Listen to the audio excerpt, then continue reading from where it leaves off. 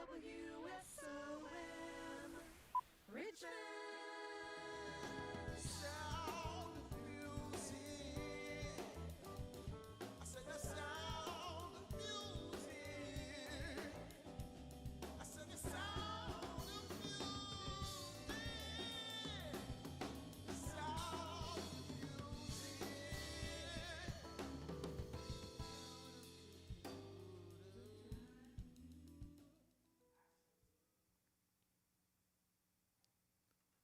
Hi, welcome to Live from Sound of Music. I'm Bruce Smith, your host, and tonight we're here with Rob Williams to discuss his new album, Weathering the Storm, Volume 1. How you doing, Rob? Doing great, Bruce. Thanks for having me. Thanks for coming out. You're our first guest on what's going to be a show that airs every Wednesday at 6 o'clock live. So like the old days where mistakes can happen. Anyway, Rob, why don't you start with telling us a little about the new album? Sure. So, Weathering the Storm, Volume 1 is sort of a return for me to Sound of Music, where I've made a lot of records here with John. I made my first solo record here, gosh, that was probably eight years ago or so. And then for second and third records, traveled great distances to have different experiences and really recorded those pretty quickly. And for this fourth record, decided to come back here and record at home in Richmond with John again. And we intentionally spaced the sessions out over about a year period, a long series of mini sessions, sort of. Is there a reason it's called Volume 1? There is, actually. I wrote this record, and there were 12 songs that I wanted to record, and we actually did record 12 songs. But I really wanted this record to be available in vinyl. And the more I looked into it, after we had recorded the 12 songs, the songs were so long. I just, for certain reasons, had a lot to say, I guess. And the songs ended up averaging about 5 minutes. And so based on the limitations that vinyl has for space, we had to trim it down to 9. Cool. So Volume 1. That makes sense, given the limitations of vinyl. You just forget about it these days where people do like hour, 20-minute albums to stream online, and by the time you're done with the first 35 minutes, you're done most of the time. So Right. shorter per vinyl is kind of cool with me. So tell me about some of the people who played on the album. So what's really great is this is the first record that I've made with a band that I had been playing with consistently. The other records were sort of friends, if I was recording locally, or people who were local to the places I went and I had never met before we recorded. But I put a band together a couple of years ago, and so we had actually been working on some of the songs ahead of time and had sort of gelled and formed that band thing that you feel when you play, and brought this band into the studio. It includes my sister Leslie on electric guitar, my good friend Turtle Zwadlow on bass. Turtle. Yeah, if you've been around Richmond, you've seen Turtle play. I played with Turtle on the band, yeah. Yeah, Turtle's great. And then Chris Kroll just adds so much on drums to this band. Cool. Was your sister pretty influential on you coming up in music? I would say so. Like most everybody who still is active in music, music's always been important to me. And as a kid, I'm the youngest of 3. And so my older siblings, I always, scavenged their record collections. And so she definitely had an influence on my taste in music growing up. And then, she taught me to play guitar when I was a teenager. We were both teenagers. And it took a long time, a couple of decades, before we actually played together. Yeah, I've seen Leslie in several different bands around town, and she is an excellent player. She sure is. So good you had the connection to get her in the band there. Yeah. So something I'm interested in, and I think most musicians are interested in, is when you're an independent artist, how have you working out how to finance this album, if you don't mind sharing some of that with us? Sure. Good records, I'll say this in general, take some investment to make. I know some people that make records in their garages or whatever, and I'm not talented enough as an engineer or an audiophile to do that. I like to defer to the experts, and so I've had some really good luck here. We shouldn't say luck. I've made some really good records here at Sound of Music. They sound great, and so I records are more expensive to make than people who don't make them realize. And so I for the last few records, I've been doing crowdfunding. Cool. For this record, after the recording sessions were done, I started a Kickstarter, and as of yesterday, it funded fully. So we can actually pay our creditors. Yeah. Yay. Yeah, because I'm sure you've checked occasionally, but if you check currently the royalty statements that you'll get for downloads, it'll be 0.00001 cent per song. So having help from the fans definitely helps get a project off the ground. It really does make a difference. So I want to change gear here a little bit, though, Rob. Do you have any pets? I have a cat. Can you tell us something about your cat? Our cat is my wife and I have the cat. It's not my cat. It's a Norwegian forest cat. Cool. How about that? Any- At least that's what we say. Any interesting habits we should know about or that you can tell us? The cat does not like any of the music that I play. Really? Yes. Runs away. Is it like death metal or something? Or? No, it doesn't matter. I mean, when I'm actually playing down in the basement, the cat will run away. Yep. If I want some alone time, I just pick up a guitar. Yeah, my cat doesn't run away, but I think it's because is old and doesn't hear well, so we'll give him a pass. Well, thank you for sharing that. I like to really try and get to know the artists when we Sure. do these shows Yeah. like this. So something else that when we were kind of talking about, you were talking about getting back to a band feel. You know, you were in Contacook and Joe Buck Jr., and when you first went solo, what was it like not being in a band anymore? You know, my band days were so staggered. You know, there was Contact Line, which was back in the way back distance. Mesozoic. Yeah, Mesozoic area that lasted for about a decade or so. And that stopped. And then a few years later, Joe Buck started, and that stopped. And when it came back around, it was Joe Buck Jr. And then from that point on, I realized that the band wasn't going to stay together, but I wanted to keep playing music. So I kind of think the last Joe Buck Jr. record was sort of a solo record on my part. I got extra players to play on it, and the transition playing live was challenging. You know, from going from a band to playing acoustic guitar by yourself in front of people it's a whole different skill set. And it's been fun to learn that over the years. Yeah, because I was listening back to some of your older stuff, and I listened to I think I looked at Cranberry and Victoria Ray from the old Joe Buck Jr., and you know, you had that kind of I wouldn't say wall of sound, but it's a rockin' sound. And then on your first couple solo albums, you could hear it get a little sparser, and there was more space. And then I noticed you're starting to get a little more band feel too, just even on a couple songs on the last record. I've not heard the new record. Okay. So I'm looking, are you going to play us something for that in a while? Yeah, I sure will. Okay, cool. So who are some of your influences as a songwriter? Because I see you as a singer and guitar player and all that, but I kind of think Rob Williams, songwriter. I appreciate that. Going off on that tangent for a minute, when the first Joe Buck record came out that we made with John at Sound of Music at the old Adams Street studio. Wow. Yeah, it was a while ago. Plan 9 one of the local papers did a review, and they said, as a review of our record, it said Rob Williams is a really good songwriter, a good singer, and a good enough guitar player.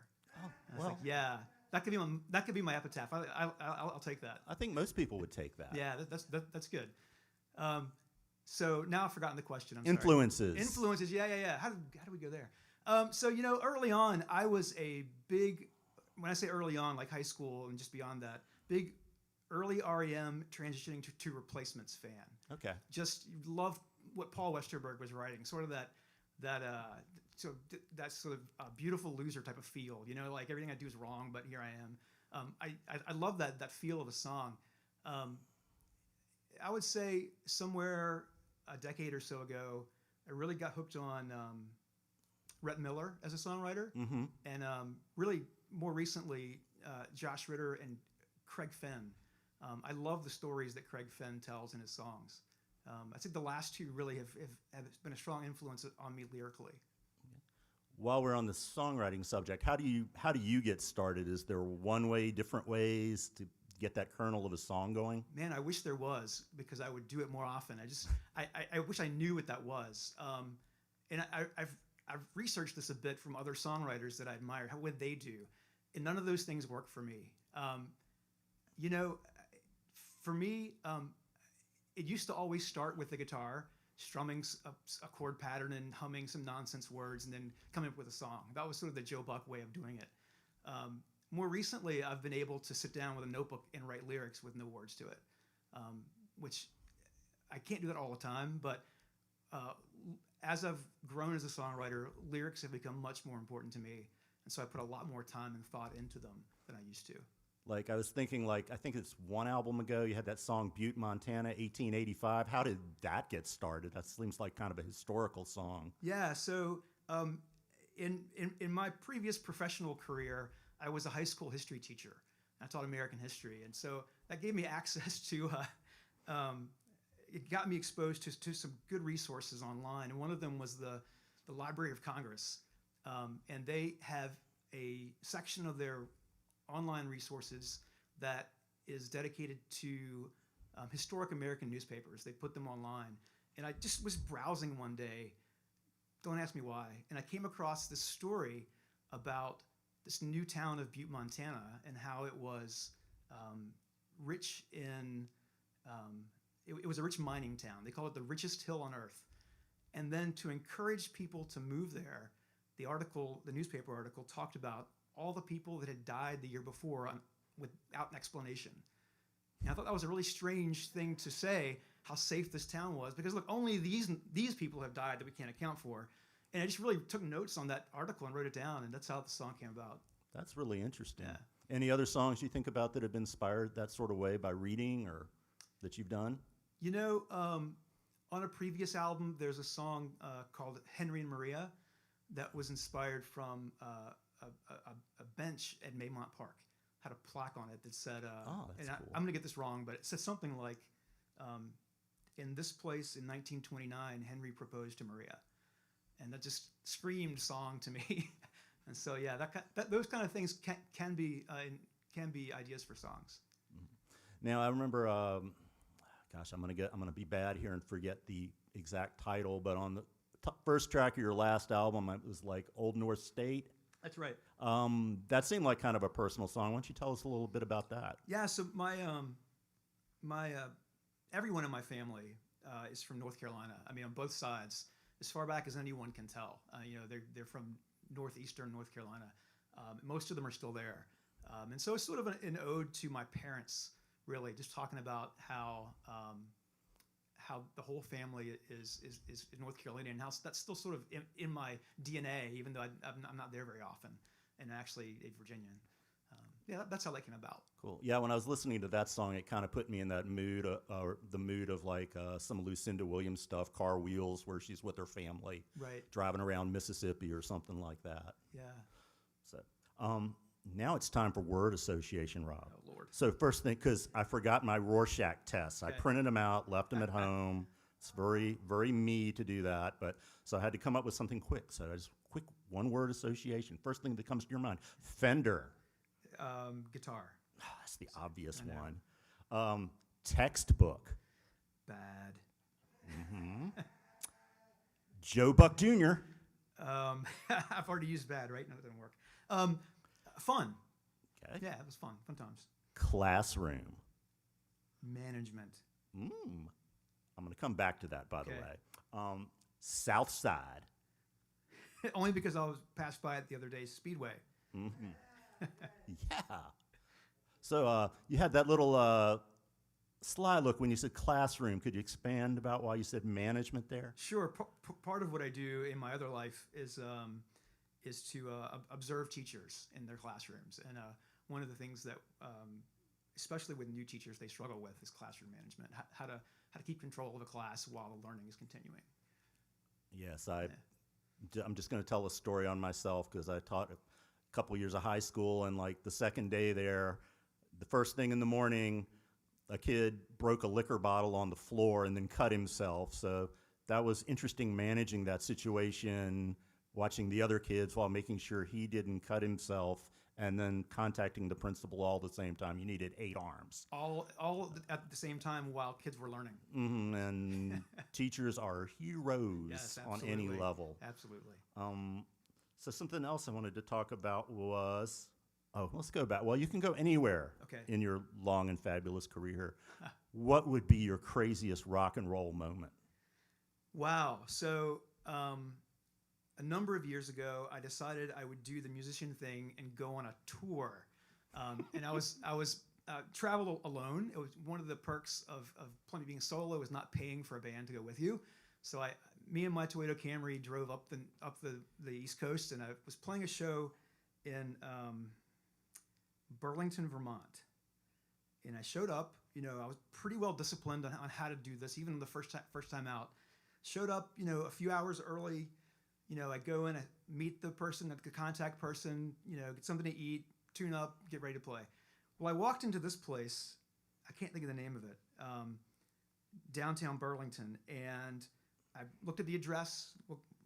Walked in, and the room was dark, and there was a circle of people around the edge of the room, and one of them was in the middle of the circle talking, and the rest of them weren't saying anything.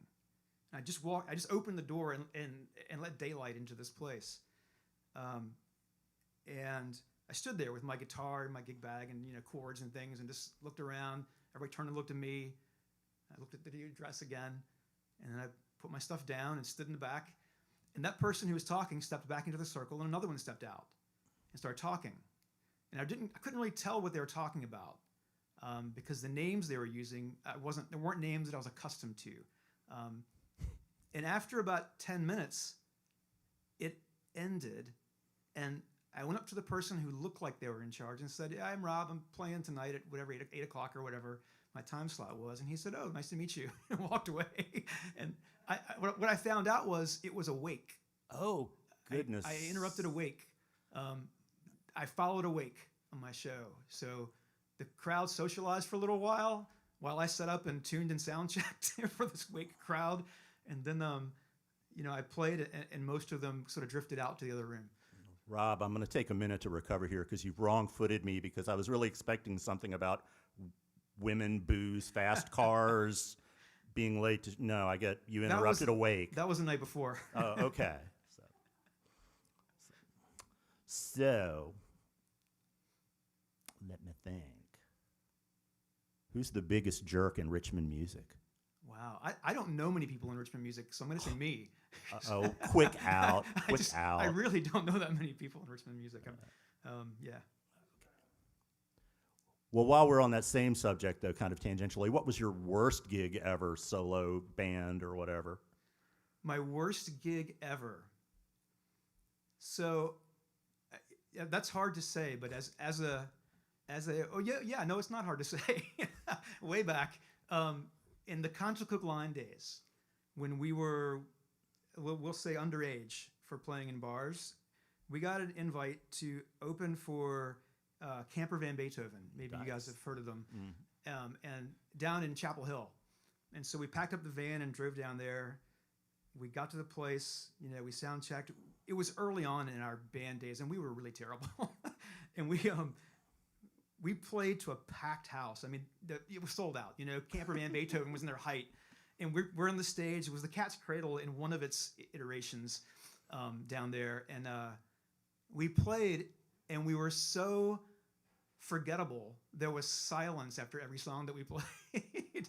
There's this crowd of people with their arms folded, looking at us and then not looking at us. And it was so disgusting, such a disgusting performance and evening that I went out to the van and slept while Camper Van Beethoven played. I was done. Yeah, I generally prefer booze to silence. Yeah, really. I know really. something. Let me have some impact on you. It was the worst kind of reaction you can have. Oh, so let me explain that I may be looking past the camera. It's because in these social distancing days, our studio is pretty big. It's around 4,000 square feet, selling point. So Rob is like literally 200 feet away on the main stage, and I'm looking through the studio glass at him while we chat, which actually works really well, we've discovered. And I'm here, and we're all safe, and we don't have to wear masks while we talk. That's right. So we're like a basketball court's length away from each other. Literally, I don't know. I think I could throw a basketball that Yeah, far. maybe. Definitely when I was younger, but I don't know about now. So I remember a couple years ago you played here, and you got to open for Walter Salas Humera from the Silos. Did you have any influence on you? Yeah, sure. The Silos did. I mean, when Contact Line was improving, in that improvement stage, I would say, in our band career, we had the great fortune of playing with the Silos several times when they came through town, and we just loved their sound. You know, it sort of was a sound before its time. I think they were so good at what they did, and so genuine. You know, they weren't flashy or showy or, you know, hot dogging anything. They're just great songs with some good solid music behind them, and the instrumentation was so good too. The first band I saw that had a violin as a full-time player, you know, in a rock band. Yeah, I love their stuff. Yeah, I remember seeing them. I think it was called Rockets. I lose track of my Metro Rockets thing, but around '89, right after they got the big label deal, and they came out, and Bob Roop's just killing the guitar. I thought they were going to be like super platinum record movie stars, whatever, and they got the one major label record, and that was it. Though they made good records after that. Right. But kind of victimized by the industry to a degree, Right. I would say. But anyway, so what else? Do you have any tricks to get your creativity flowing when you're writing? Wow. So my MO is to write a record, spend some time recording it, work to put it out, and then forget how to write songs for a long time. And then after a period of time, start over again. And there's several things that have helped me in those times, those droughts. One thing I've found that has worked well a few times is to have have the tune of somebody else's song in your head, a song that you really like, and write lyrics to that song. Just write them down in a notebook and put it away in a closet. That's cool. And then come back to it months later when you have an original idea and make those words fit into the song. I've done that pretty well a couple of times, and you would never know what song I originally wrote them to because they're so good. I mean, they're so different. That's kind of like another one I got from a friend that's cool, where you like learn a song and play it backwards. I've done that. The song you talk about, Old North State, I was really digging this Lyle Lovett song, and I'd read somewhere that either David Bowie had done this or someone had done this to a David Bowie song. They liked the song a lot and just reversed the chords. And so I took this Lyle Lovett song and just reversed the chord pattern for the Old North State. There are no rules in getting those songs. Well, having said that, how would you like to play some songs for us? I would love to, yeah. If you could just let us know the name of the song, introduce each one, we'd love it. Thank you so much. Thank you. I'm going to start with a song called Only Heaven Knows. And it's on this record. It's one of the first songs I wrote for the record. It's a song that came to be after a train ride, an Amtrak ride from New York City to Richmond. And I figure every songwriter needs a train song. So this is my train song.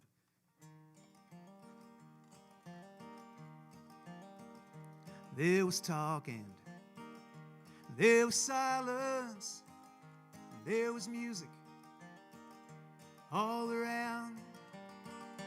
There was lights off in the distance, and in the distance was a sound that only heaven knows. Only heaven knows. Only heaven knows. I found Penn Station just as I left it, in the hands of my weary brethren, fellow travelers, wandering souls, destination unknown. Only heaven knows.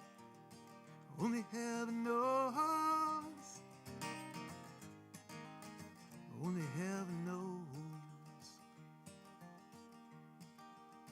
Down on the platform, I board the quiet car with a new hangover and an old guitar. The conductor, well, he joked with me and he said, "Son, play me a train song." and I sang. There are so many damn train songs, and not so many trains, but there's always the distance, and the distance is always the same.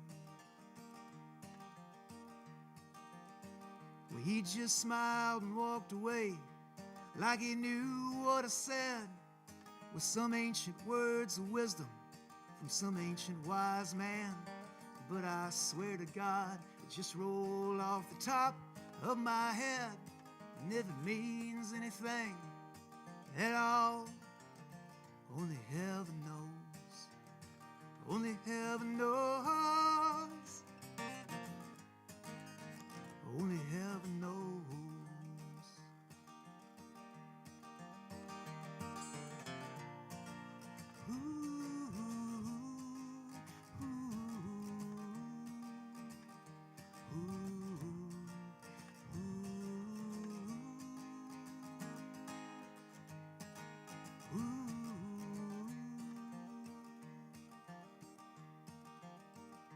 Well, the train rolled on, and it rolled on some more, and the day became the night, like it had done the night before, and the songs faded out to the shipwreck from the shore, and the distance was the distance, if that matters anymore. Only heaven knows. Only heaven knows. Only heaven knows. Only heaven knows. Only heaven knows. Only heaven knows. Here you go. Thanks so much. Rob Williams doing some music for us. Thanks. Yeah, so like I said, I go through periods of long droughts of writing between albums, and although I'd written a few songs before, a few songs during that drought, and that was one of them, I didn't have many. In fact, sort of to force myself to write songs, I actually called John here at the studio and said, "Hey, I have 3 or 4 songs ready. Let's make a record." It's knowing that over time I'd have to write more songs, and that works sometimes. This record really is more than anything about dealing with depression. I'd gone through a really difficult time for a couple of years with depression, and this song, more than any, is a direct output of that. And it's a song that's called "A Hard Time," and it's the thought behind this song is, you go up to people and they say, "How you doing?" And you always say, "Hey, I'm all right." It's just what you say. But I figured this song would be what I really wanted to say at the time. It's called "A Hard Time."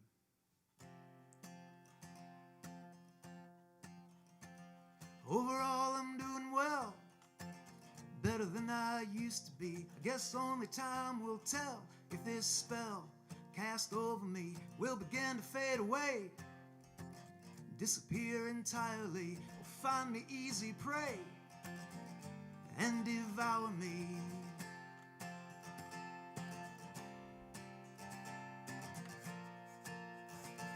I've been going through a hard time, tried not to let it show. Some things don't hide so well, others you never know. I think about the first time to forget the last. Once you roll the dice, as they say, the dice cast. Now I think I will recover, yes, I think I will be fine, but I'm gonna need some help, and it's gonna take some time, and it will turn out far better than if I'd never tried. I'm gonna face the future now, one day at a time.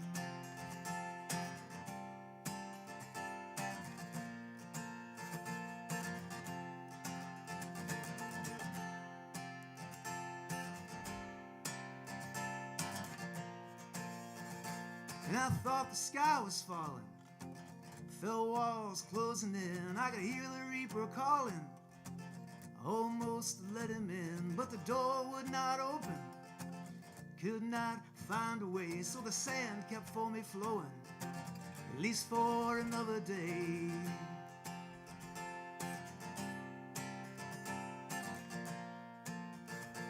And the days kept on coming, uneven as they were. I was staring into nothing, days and nights all a blur.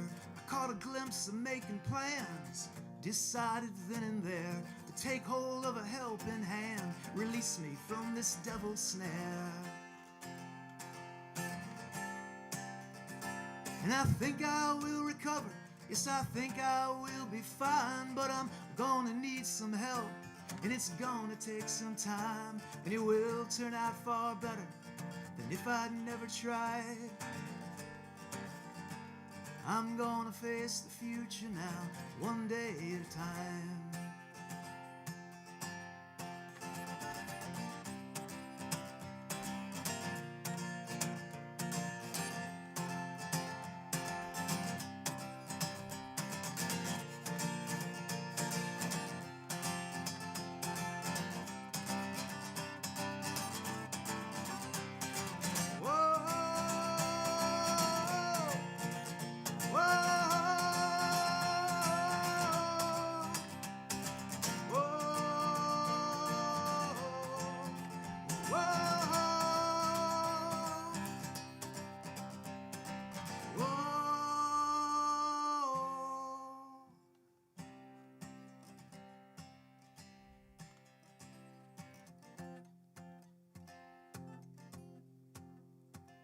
I've been going through a hard time, that much I guess you knew, and for reasons unrelated, you've been going through a hard time too. So if you need a hand to hold or a shoulder on which to lean, someone who will hear the words when others only hear the scream, well, you know where to find me. I'd never let you fall, I'll be there when you call me. All you gotta do is call, or if you need to go alone, someone else. If you think that's for the best right now, let's both take care of ourselves.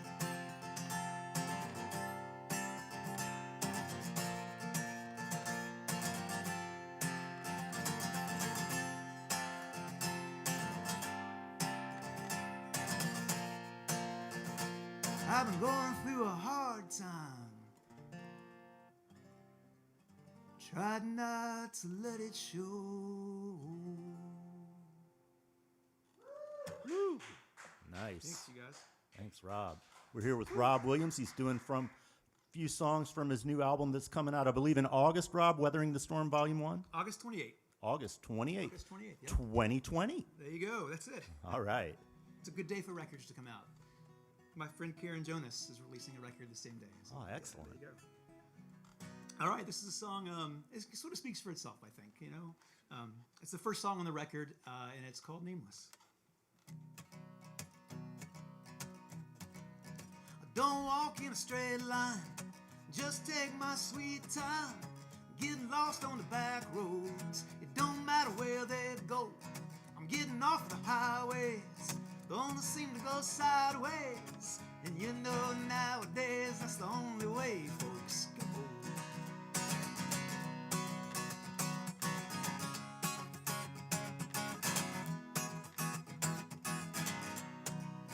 I don't care where it takes me, won't mind if it breaks me.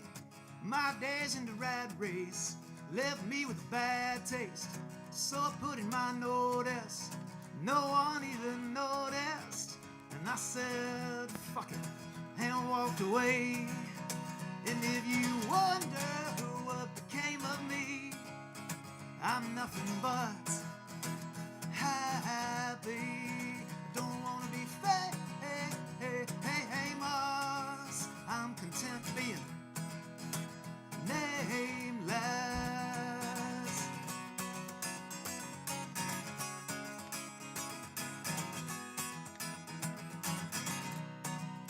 I got nothing but patience, no expectations, done meeting the deadlines, stop reading the headlines. I'm just making my own news, blues, out singing my own blues. Anywhere that they let me, it's where you'll find me. And if you wonder what became of me, I'm nothing but happy. I don't want to be famous. I'm content being nameless.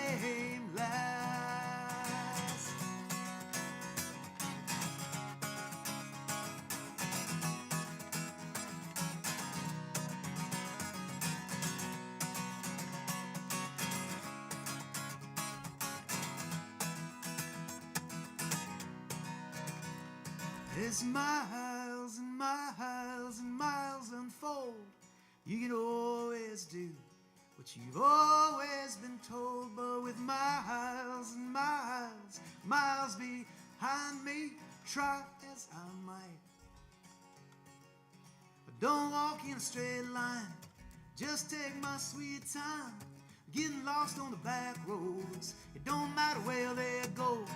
And if you wonder what became of me, I'm nothing but happy. I don't want to be famous. I'm content being nameless. And if you wonder what became of me, I'm nothing but happy. Don't want to be famous. I'm content being nameless. And if you wonder what became of me, I'm nothing but happy. Yeah. Nice. Thank you, Rob. Thank you. We're here with Rob Williams. He's playing songs from and talking to us about his new album, Weathering the Storm, Volume 1, which is out August 28th, 2020. So I'm going to take a moment and geek out here. It's going to be part of the show. First of all, this show is live from Sound of Music. It's going to be on every Wednesday, live at 6 o'clock. If you have a friend or someone you think would be good for the show, please let us know through our email, which is soundofmusicrva1@gmail.com. It's going to be a regular show, and we're taking it seriously, but obviously we're going to have fun, because what's the point if you don't? It's music. So, Rob, geek moment, though, which is what I was getting to. That guitar sounds awful good. Tell me about that guitar. This is a Gibson J45. Woo! Yeah, it's my most recent guitar. It's on the neck. It says 2016. So it's I became a Gibson fan about 12 years ago. I got my first Gibson guitar, a lower end model, and loved it, and still have it. And I've got a few of them now. So yeah, I love this guitar. It sounds great. Do you hear? Are you one of those people who do you have a preference for older or newer guitars? I really newer probably. You know, I don't know enough about the history of guitars and their decades and what was good and bad, where they're made to know that stuff. I do have, by the way, a 1956 Gibson. I think it's a 160, the one with the knobs on it down here. You know, the George Harrison guitar, or whatever it was. My uncle willed that to me, and it's pretty cool. It sounds very different. It sounds kind of boxy, but it's got a cool sound to it. What's your address, Rob? I live over there. Okay, cool. Yeah, we got you. So something else I kind of wanted to work in here. Again, new show. Bear with us, but I just like to get other people's perspectives since I work with him all the time. But what's it like working with John? You know, even though he's in the room, I'll tell you straight up, John is great to work with. It's very laid back. He has really good ideas, which is why I like coming to him. I did a talk with somebody the other day, and we were talking about making this record, and I said, you know, more than anyone else I've worked with, John knows how to fill spaces just right. You know, if you leave some spaces on the record, he knows just what to put there to make it sound really cool. I remember the first solo record I did with him about 8 years ago. We needed something on a song, and we took out. He decided we'd have what did he call it? A pedal steel piano or something, and it was a Fender Rhodes, and run through a guitar pedal board with all the knobs turned like all the way up, and just hitting random notes. They would, just hit some notes, and it sounded so good. It fills the space just right. So yeah, I love working with John. Yeah, we were working on, I forget what record, about a year ago, and he was filling up trash cans with water and banging them. Right. So that's all. There's always something good Right. going on with John. Yeah. Let me think. Here's a good one for you, which we could talk about for hours, but we're not going to. But how do you feel about getting back to playing live in front of people as opposed to here in this hermetically sealed environment? I'm looking forward to it when it happens. I have enjoyed the live stream. I had been doing something at home in the basement, every couple of weeks, a live stream thing. But it's good. You can reach a more geographically diverse audience, but there's nothing like connecting with an audience in person, and I'm really looking forward to that again. The energy from an audience and a performer, just is special. Yeah, I've been keeping track. We're not planning on doing anything for a while, but been keeping track, and a couple places seems like they're doing some brunch things and taking it pretty seriously with the spacing and all. So it's good to see that. Yeah, it is good to see that. I saw one place that wasn't, but we won't go there. It was kind of distressing. But anyway, getting back and playing live again. It's not going to be that long, people. We're going to get there. And now let me do my used car Dapper Dan moment here, since this is our show. Just to tell you about our Sound of Music live streaming special. $175 gets you 1 hour of live streaming, plus your 90 minutes of setup, plus you walk away with your sound files from Pro Tools and a copy of your live video. $175 here at Sound of Music. Get out in front of people again before you see them in person. Thanks. Anyway, back to Rob. Let's see. There's a couple more. Tell us about maybe two or three of the most famous musicians you've met in your travels. Wow, I've met in my travels. So, wow. Who have I met in my travels that are famous? Well, maybe just sitting at home. I don't care, I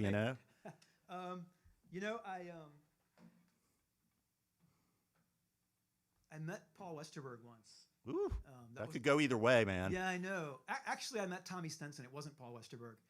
After a replacement show, this is a fan geek moment. Me and my friend drove down to Norfolk, wherever the boathouse used to be. Was it Norfolk? A long time ago, I think it was Norfolk. And saw the replacements there, and then we followed the band tour bus where it was going and tried to go meet the band. And Tommy Stinson came out and told us to go away. Said, "Hey, you guys, we're glad you're our fans, but leave us alone." So it wasn't that great a moment, but it was funny. It was a very Replacements-like moment. Yeah, I remember a friend of mine was at Much More, and the Ramones were playing, and Joey Ramone was playing pinball or a video game, and this friend went over and tried to talk to him, and he told him to something that starts with an F and off. So that was his brush with fame. Those can go either way. You got to be careful. They really can. So, Rob, any thoughts you'd like to leave us with before we head on out into the sunset here? Sure. You were mentioning the live streaming performance thing, and we're working on something for my band to do that here next month. So I look forward to being back here with the whole band. I love playing with these guys. I really love the sound, and we work really well together, and we look forward to coming back here in about a month and doing the live stream thing. Well, Rob, thanks so much for sharing some stories and music with us. We look forward to the new record and seeing you with the band. And to everybody else, thank you for joining us for our first episode of Live from Sound of Music. Good night.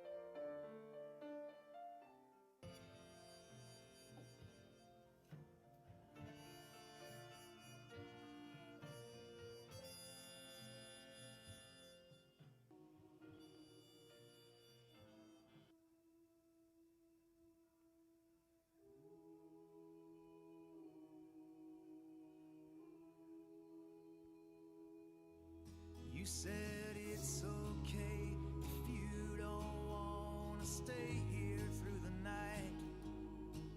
If you don't know what you're doing here, that's alright. I don't walk in a straight line, just take my sweet time. I get lost on the back roads, it don't matter where they go. Getting off of the highways only seem to go sideways. And you know nowadays that's the only way, folks.